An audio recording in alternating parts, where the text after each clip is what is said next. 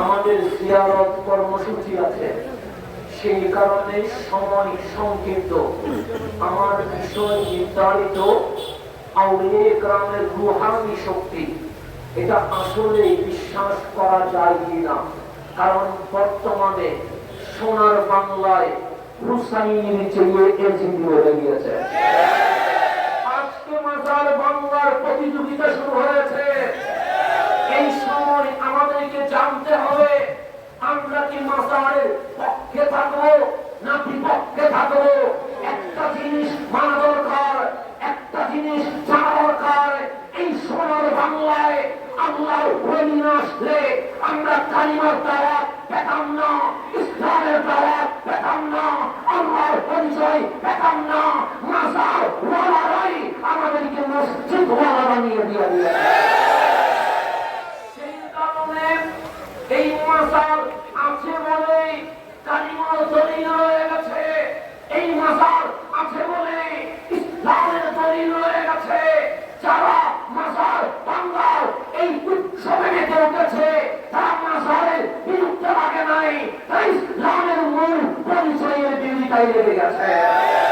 সেই কারণে আমার নবীজির মাধ্যমে, হাদিসে কুদসির মাধ্যমে, বুখারী শরীফে আল্লাহর হাবিবের মাধ্যমে আল্লাহ জানাচ্ছেন, মান আদা লি ওলিয়া, যে আমার ওলির বিরোধিতা করবে, যে আমার ওলির বিরুদ্ধে চলে যাবে, আল্লাহ বলে বান্দারে তোমরা যদি তাদের বিরোধিতা না করো, তোমরা যদি তাদের বিরুদ্ধে কিছুই না বলো, সমস্যা নেই। ফাকাদ আনজানতুহু বিল হারব, আমি আল্লাহ নিজেই ওলি বিদ্বেষীদের বিরুদ্ধে আমি আল্লাহ যুদ্ধ ঘোষণা করে দিয়েছি। আল্লাহর বিরুদ্ধে কেউ যদি যুদ্ধ করে জিতবে কে? বান্দাই না আল্লাহ? আল্লাহই তো জিতবে। তা আল্লাহর ওলি কেমনে হয়? আল্লাহ বলে ওয়ামা তাকাররাবা ইলাইয়া আবদি বিশাইইন আহাব্বা ইলাইয়া মিম্মা তাআতু আলাইহি। আল্লাহ বলে আমার বান্দা যেই সমস্ত ইবাদতের মাধ্যমে আমার নৈকট্য হাসিল করে থাকে, তার মধ্যে সবচেয়ে সেরা ইবাদত হচ্ছে ফরজ আমল করা। সেই কারণে দেখলেন আমরা নামাজ আগে মাহফিল পড়ে, এরপর আল্লাহর হাবিব বলছেন ওয়ামা ইয়াসালু আবদি ইয়াতাকাররাবু ইলাইয়া বিন নওয়াফিল। আল্লাহ বলে হাবিব যে ফরজ কাজ করলো, সে নৈকট্য অর্জন করলো, কিন্তু ফরজের সাথে যখন নফল লেগে যাবে, এই ফরজের সাথে যখন জিকির লেগে যাবে, এই ফরজের সাথে যখন দরুদ লেগে যাবে, এই ফরজের সাথে যখন ইয়া আল্লাহ ইয়া রহমান ইয়া রহিম লেগে যাবে, এই ফরজের সাথে যখন ইয়া রাহমাতাল লিল আলামিন লেগে যাবে, আল্লাহ বলে হাত্তা উহিব্বাহু, তখন বান্দা ওই পর্যায়ে পৌঁছে যায় আমি আল্লাহ নিজেই বান্দার ভালোবাসতে শুরু করে দেয়। আল্লাহরে শুধু আপনি ভালোবাসেন না, আপনি যে বলছেন ইয়া আল্লাহ মালিক তোমারই ভালোবাসি, ইয়া রহমান মালিক তোমারই ভালোবাসি। আল্লাহ বলে বান্দারে ফরজ যখন নফল বেড়ে গেছে, তোমার রহমতের সময়ে জিকিরের ডাক যখন বেড়ে গেছে, তোমার নফল আমল যখন বেড়ে গেছে, হাত্তা উহিব্বাহু, আমি তোমার ভালোবাসি।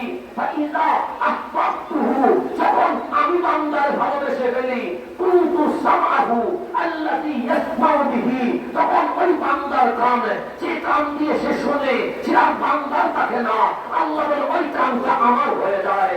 এরপর মালিক বলছে ওয়াকাসারাহু আল্লাযী ইউবসিরু বিহি, বান্দার যে চোখ দিয়ে দেখে, ওই চোখ আর বান্দার থাকে না, তা আল্লাহর কুদরতি চোখ হয়ে যায়। এরপর ওয়াইয়াদাহু আল্লাযী ইয়াবতিশু বিহা, বান্দা যে হাত দিয়ে ধরে, সে বান্দার থাকে না, তা আল্লাহর কুদরতি হাত হয়ে যায়। ওয়ারিজলাহু আল্লাযী ইয়ামশি বিহা, ওই কদম যেই পা সামনের দিকে আগায়, তা বান্দার থাকে না, তা আমি মওলার হয়ে যায়। ওয়া ইন সাআলানি লাউতিয়ান্নাহু, আমার বান্দা যা চাইবে আমি মালিক তা দিতেই থাকি। বান্দার ঠোঁট আর বান্দার থাকে না, সেটা আমার কার হয়ে যায়? আল্লাহ বলে আমি মালিকের হয়ে যায়। সেই কারণে যখন কোরআন করবেন, কোরআনের মাঝে একটা সূরা আছে, নাম তার সূরাতুল কাহফ।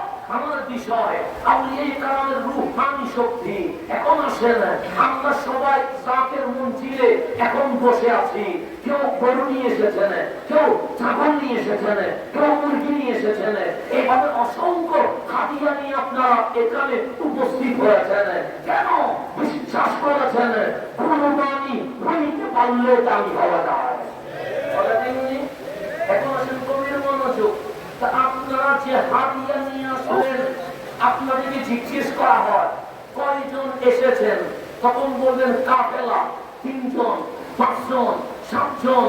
কিন্তু সাথে যে গরু ছাগল আছে এগুলাকে কি সংখ্যায় বলা হয়? হয় না। আপনি কি বলবেন আমি সহ 5 জন, সাথে গরু একটা, 6 জন, এরকম কেউ বলে? বলে না। কিন্তু সূরাতুল কাহফ খুলেন, আমার মালিক বলছে সায়াকুলুনা সালাসা, অচিরেই বক্তারা মাহফিল করবে কোন বিষয়ে? আল্লাহর আসহাবে কাহফ বিষয়ে। তো মালিক কি বলবে? যে কেউ কেউ বলবে সালাসা, ওই বনী ইসরাইলের আসহাবে কাহফ নামক যে ওলিয়া, ওদের সংখ্যা 3 জন। আল্লাহ বলে 3 বলিস না, রাবিউহুম কালবুহুম, ওরা 4 জন, চতুর্থ নাম্বার তাদের কুকুর। আল্লাহ বলে ওয়ায়াকুলুনা খামসাতুন, কেউ কেউ বলবে 5 জন। আল্লাহ বলে 5 বলেছিস, থেমে যাস না। তারপর বল সাদিসুহুম কালবুহুম, তাদের 6 জন, তাদের কুকুরটা। আল্লাহ বলে লেওয়াজমান লিল গায়ব, ধারণা করে বলবে ওয়ায়াকুলুনা সাবাতুন, অনেকেই বলবে 7 জন। আল্লাহ বলে বান্দার সাথে থেমে যাস না। ওয়াসামিনহুম কালবুহুম, তাদের 8 নাম্বার কুকুর। আসহাবে কাহফের সাথে একটা কুকুর চলে গিয়েছিল। তাফসীরে বলছে ওই 7 জন আল্লাহর ওলি যখন ছিল, ওরা ছিল বনী ইসরাইলের। ওই জামানায় যিনি শাসক ছিলেন উনি আল্লাহ বিরোধী ছিলেন, মালিকের জিকির পছন্দ করতেন না। ওই 7 জন আল্লাহর ওলি মিটিং করলেন, আমরা তো নামাজ পড়তে পারছি না, আমরা তো লা ইলাহা ইল্লাল্লাহ জিকির করতে পারছি না, আমরা তো ইয়া আল্লাহু ইয়া রাহমানু ইয়া রাহিম জিকির করতে পারছি না, কি করব? এই 7 জন ওলি বললেন আমরা গভীর রাতে কোন পাহাড়ের চৌড়ায় কোন গুহায় আশ্রয় নিব। কেন? এই জালেম শাসক যতদিন থাকবে ততদিন মাওলার জিকির করা সম্ভব নয়। যেখানে জালেম থাকে সেখানে আমরা থাকবো না। 7 জনের মিটিং কনফার্ম হয়ে গেল, গভীর রাতে বের হয়ে গেছে। একটা কুকুর ওনাদের পিছনে লেগে গেছে। আল্লাহর ওলিদের ভেতর রহমত থাকে, দয়া থাকে, মমতা থাকে। ওরা বললেন কুকুর তোমার কাজ হচ্ছে রাতে চিল্লানো, দিনের বেলায় ঘুমানো। আমরা চলে যাচ্ছি অনেক দূরে, যেখানে কেউ আমাদের আওয়াজ শুনবে না। তুমি যদি চিল্লাও, তুমি যদি আওয়াজ করো, আমাদেরকে বাদশা ধরে ফেলবে। যদি ধরে ফেলে আমাদের উপর আঘাত করবে। কুকুর চলে যাও। কুকুরে বোঝায়, কুকুর যায় না। কুকুরকে দৌড়ায়, দৌড়লে কতটুকু যায়, আবার ওলিদের কদমে চলে আসে। 7 জন ওলির মাঝে একজন ওলি পাথর নিয়েছে ওই কুকুরকে মারার জন্য।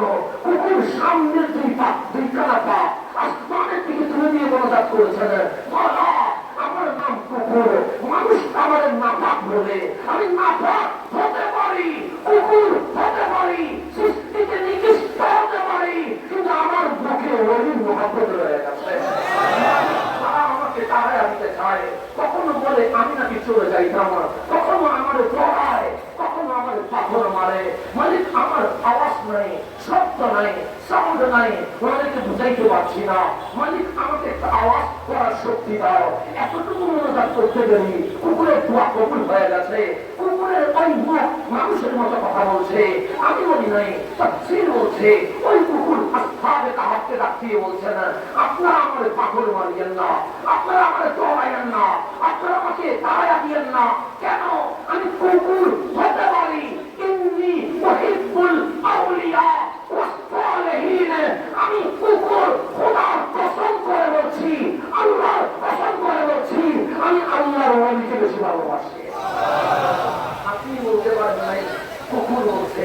কত নাদান হয়ে গেছি আমরা। আমরা ওলিকে মহব্বত করি, এ কথা সবসময় বলতে পারি না। আর কুকুর বলছে ওয়াল্লাহি ইন্নী উহিব্বুল